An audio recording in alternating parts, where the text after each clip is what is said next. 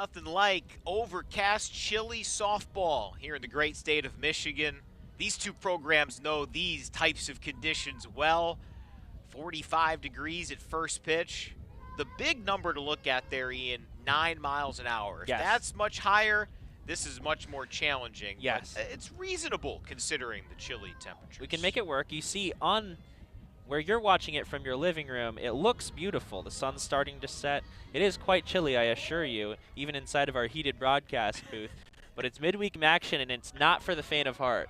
Ellie Sealer drives that one foul down the right field side to start Michigan's second inning. I don't know if I quite buy the, oh, it looks great. It certainly does look all right. It looks better than it feels. I'll say that. And the fans would agree here, I think. Everyone bundled up in their respective colors. Well, this game was supposed to start at 6 o'clock. Smart from both sides to move it up a little bit as Brooklyn Campo misses here. Campo, a tough luck bottom of the first. 2 runs on 3 hits allowed, but none of them well struck at all. Yeah, we were saying barely any of them left the infield, in fact. Like, nope. This one's lined sharply and into center field. Ellie Sealer has Michigan's 4th hit, and on cue, that one lashed. Yeah, her 4th hit, but first, you know, clean-looking hit of the day. The first one where you really feel like she got it. And the other ones in the first inning, kind of just those bloops, making it work. They got 2 runs out of it, so you can't complain. But nice to see there for Michigan. A nice solid piece of hitting. Send it right back where it came from. Now Maddie Erickson. She lines one fair down the right field side. Tolmie slides to keep it in front of her and maintain just a single. But Maddie Erickson with a bullet down the line. Michigan in business again in the second. This one came quick, right away, swinging away, and just lines it right to right field. You're right, Tolmie did a good job of just staying in front of it and holding her to first base, because this one was hit hard. And now there'll be a meeting on the mound to talk about those 5 hits.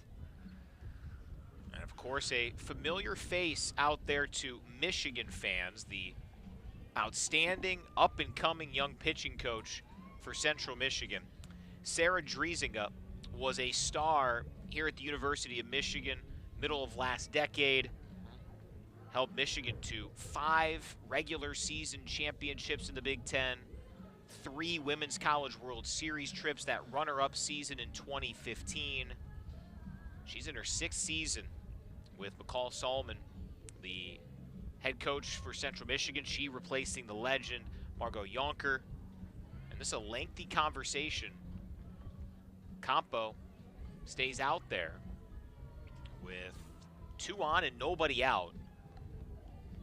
Talked about Campo's excellent start 2 weeks ago at Michigan State, a complete game shutout.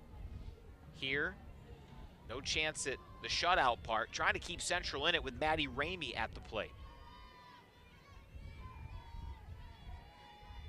Open stance for Ramey, and she attacks the first and loops out to the shortstop Diekman. So a big first out for Campo and the Chippewas.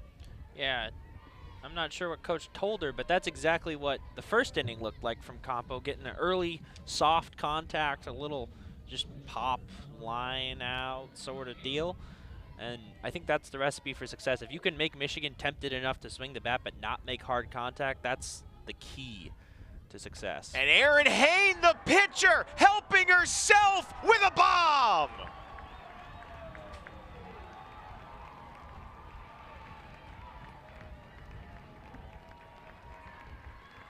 Just Hain's 3rd at-bat of the year, and she makes it 5-1 in the second. Well, all that soft hitting goes out the window, doesn't it, Brian? Hain connected with that one, no doubt about it. And like you said, just her 3rd at-bat of the year. I noticed that in our pregame lineup graphic. Didn't get to point it out, but fun to see a pitcher hitting. And she hit all of that one. And that might be the end of the line for Brooklyn Campo. This time just one staff member coming out, and that is Coach Solomon.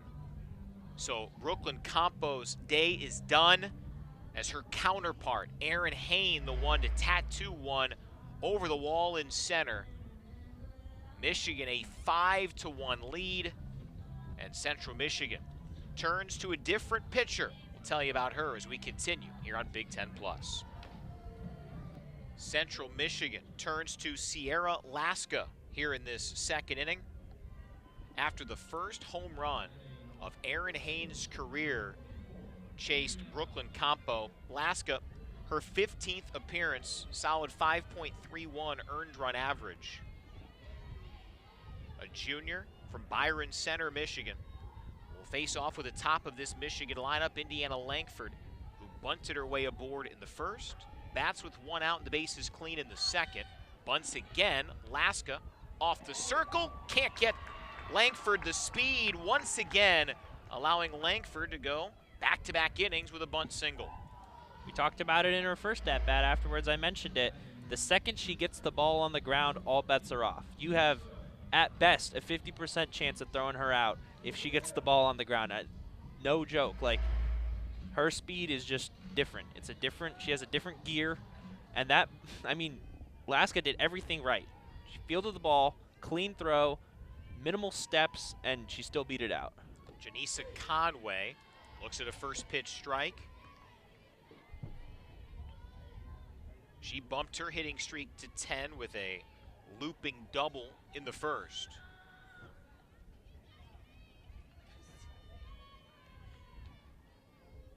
Off speed, there goes Langford, recoils back to first after a good throw from Sleeman behind the dish.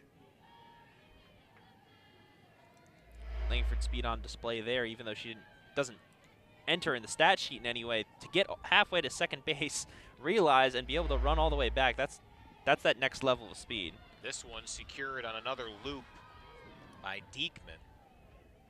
She has already recorded 3 of the 5 outs, and they've all been kind of those similar looping pop-outs from Michigan. 2 down here in the second for Lauren Putz. Yeah, when these Central Michigan pitchers have been on, they've been getting really good soft contact, but then Michigan will straighten it out and jump all over one like we saw at the home run.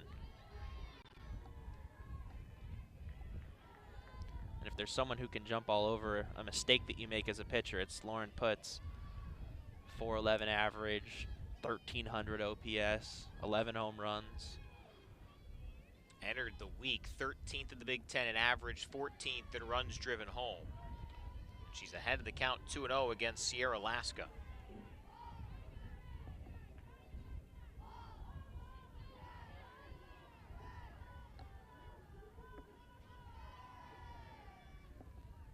This one in the dirt, good backhand stab there from Sleeman. 3 balls and no strikes. Some hitters might look at this as a take situation, but Lauren Putz, one of the most dynamic freshmen in the Big Ten.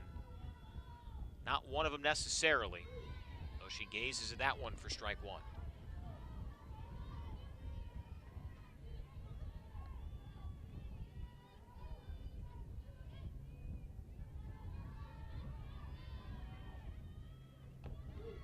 Off speed for strike 2, and Laska has tried to rescue this battle from 3-0 to 3-2. Yeah, that was a really nice pitch. You could see Putz kind of kicking herself after the pitch that she didn't jump on that. Because to float the off speed in there for a strike with 1 strike, that's gutsy. Then goes to the heat, and Putz lines it to center field. Langford never even considered stopping at second. She rumbles to third, and the Wolverines' big second continues. That's the Lauren Putz that we've come to know and love here at Michigan. Gets ahead, you know, falls, you maybe lets the pitcher get away with one, and then she says, no, you're not getting away with another one with 2 strikes. I'm going to jump on this one, send it right back up the middle, and a no doubt, no play to make, not even to make it close. Ella Stevenson, the batter, she had an RBI single in the first. Stevenson was outstanding here at home last week. Struggled against Oregon over the weekend. Just 1 for 9. She was 9 for 15 on that previous Michigan homestand. That the Michigan State homestand? Yeah. Elevates this one up the middle. Second baseman Rachel Cairo backpedals and hauls it in. Michigan strands 2, but scores 3 in the second as their hurler, Aaron Hain, with a 3-run blast. Wolverines by 4 through 2.